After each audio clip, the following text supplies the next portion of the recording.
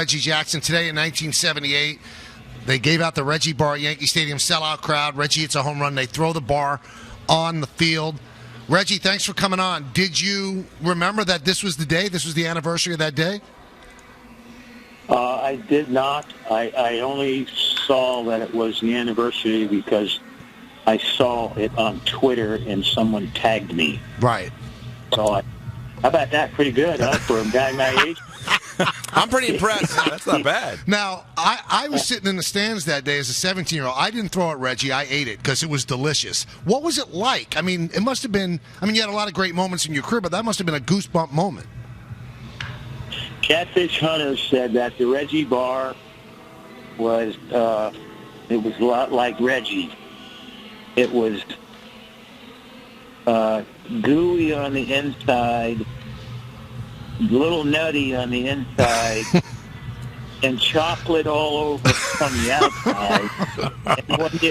And when you open the bag, it would tell you how good it was.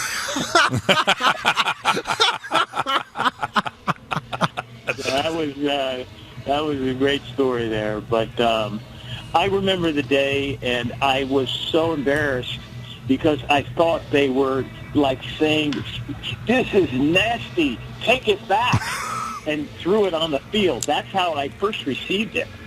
I just was scared to death that they were, turning it down.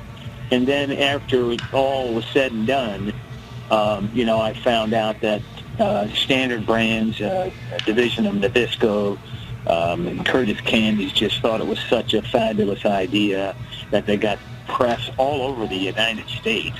And it was a really cool thing. But at first, I was afraid that they were saying, "This thing is nasty. Get it out of here."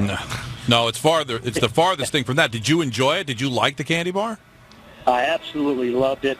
I tell you what happened about 5 or 6 years later. The company Curtis Candies had some SEC, Security Exchange issues, and they lost some of the stuff that they were doing, and one of them was the Reggie bar. I had a deal on that thing in the first year in the area in New York. It did $11 million. In the first year it was in existence, wow. Like 30, 40 years ago, 78 to 08 plus 8, 38 years ago. I did about 500 to 600,000 on the deal, and at the time, I think Snickers may have been the number one bar. They were doing like $150 million a year in revenue or something like that. And so I would have stood to be making today, if the bar was doing $20, $30 million a year, I'd have been making baseball player money. Reggie, has anybody tried to bring it back? Because we were just talking about it before we got you on the air, that it really was delicious. It was a great, great candy bar. Has anybody tried to redo it? I'll tell you, there's a buddy of mine who used to be Secretary of Commerce for the state of Kansas, and Mars has a manufacturing facility there, and he's promised to introduce me to the chief executive officer there. And I one day, about maybe 4 or 5 years ago, did have some conversations with Dylan Lauren, Ralph Lauren's daughter, because she owns Dylan Candies. Yeah, it's a great store, wow. Dylan Candy Bar, yeah.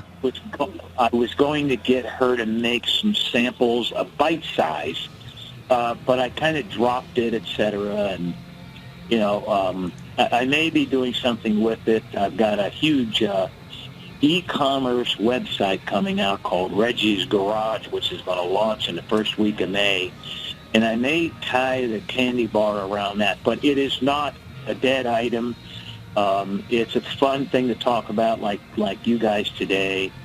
And, it just would be really a cool thing to bring it back and donate the money to different charities, et cetera. It would be really cool. Well, hey, Michael, let's take a quick stroll down what it felt like when the bar first launched. Okay.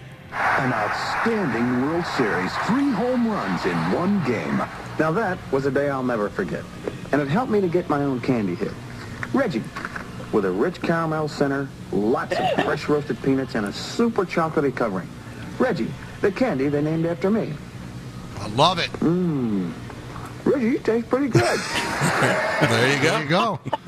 Now, do you have any of the bars left over, Reggie? I do have some frozen, and I got some of the boxes, and the wrapper is a collector's item, so I sign those once in a while. But you see them around in the memorabilia hobby. I'm a big collector of memorabilia and sports stuff, so I do see them and hear about it, and it's a fun story. I say, it's like talking to the media or whatever. Hey, dude, you better talk to the media. Be nice to them because they'll forget about you pretty quick. So. Now, you had said when you were with Oakland, if I played New York, they'd name a candy bar after me. How soon after you hit the 3 home runs in the World Series game were you contacted about the candy bar?